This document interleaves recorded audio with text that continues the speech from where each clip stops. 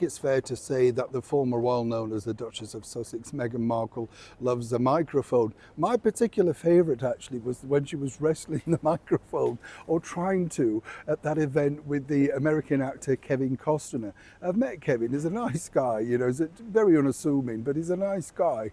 And the thing was, then Harry sort of chipped in, didn't he? But basically saying, give her the mic, give her the mic. He could see that what was going to happen was, if you don't give her the mic, I'll get it when I get home, And that really did make me laugh, because we know that Meghan loves to get up there, give a speech, normally relating to herself. Well, who are we kidding? It's always about herself, right?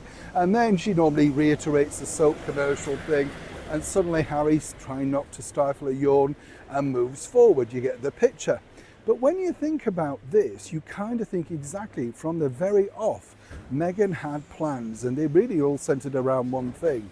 Meghan, let me explain. Morning, good to see you. Thank you so much as ever for your time. You all right today?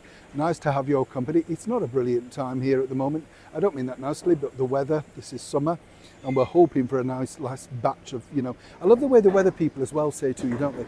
Oh, Indian summer. It never comes. No, I'm sure they just lie. It's like the heat wave we were allegedly going to get in May. It never came. 2 days, but that was about it, I know I moan on a lot about the weather, don't I? But it's important. When we don't get a lot over here, don't you stop sniggering, Australia.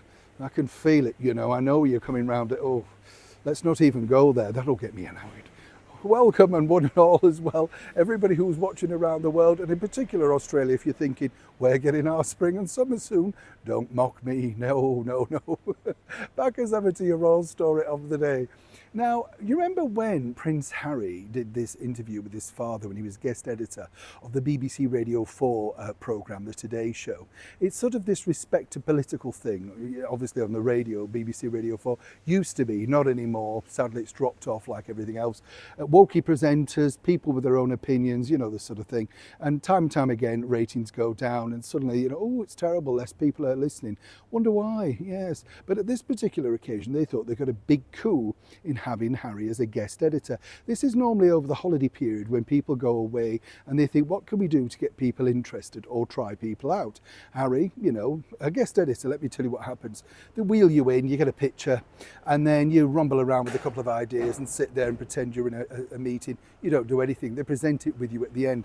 Absolute poppycock, this sort of stuff, but it's all media manipulation, and that's how it works. Now, what happened, of course, was he interviewed his father, the Prince of Wales at the time, and I thought it was a joyous interview. You could see the two were relaxed in each other's company and stuff like that. A little later on, he was back on the Radio 4 programme, causing absolute havoc when he pointed out that, Meghan now had joined the royal family, and it was the family that she'd never had. Literally fuse wire over the world, because news to Thomas Markle, news to her half-sister. But get this, you see, Meghan had a plan that she felt she too could interview somebody on the Radio 4 programme as a guest editor. A la British Vogue. You get the picture? Now, here's where it got really confusing, because she didn't just want to interview anybody. She thought, well, wouldn't it be great, two powerful women together? Not Oprah Winfrey, Her Majesty the Queen. I kid you not. And this was actually rumbled to the Queen's dresser, Angela Kelly. Yes. Now, Angela Kelly, a very, very discreet lady, all that sort of stuff. But according to a very well-placed source, this just left her dumbfounded. It never went anywhere. But apparently, Harry was berated by Meghan to say, look, this is why, he pointed out again that, Her Majesty the Queen has never done an interview. If she was going to do one, why would it be with Meghan?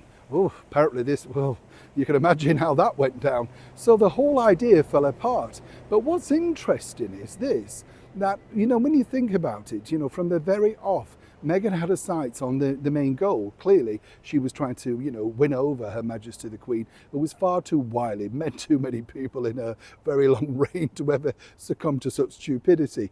But I think what's fascinating is that maybe even Harry, and I don't know this for sure, maybe even he had to pretend to go in and ask that favour, as ever we have to say allegedly. But either way, it gives you a really big idea of just how self-important Meghan thought she was, joining the world's most famous royal family, and then, well, I tell you what, I think I fancy interviewing you. You can see how well that played out. Neil Sean in the very heart of London.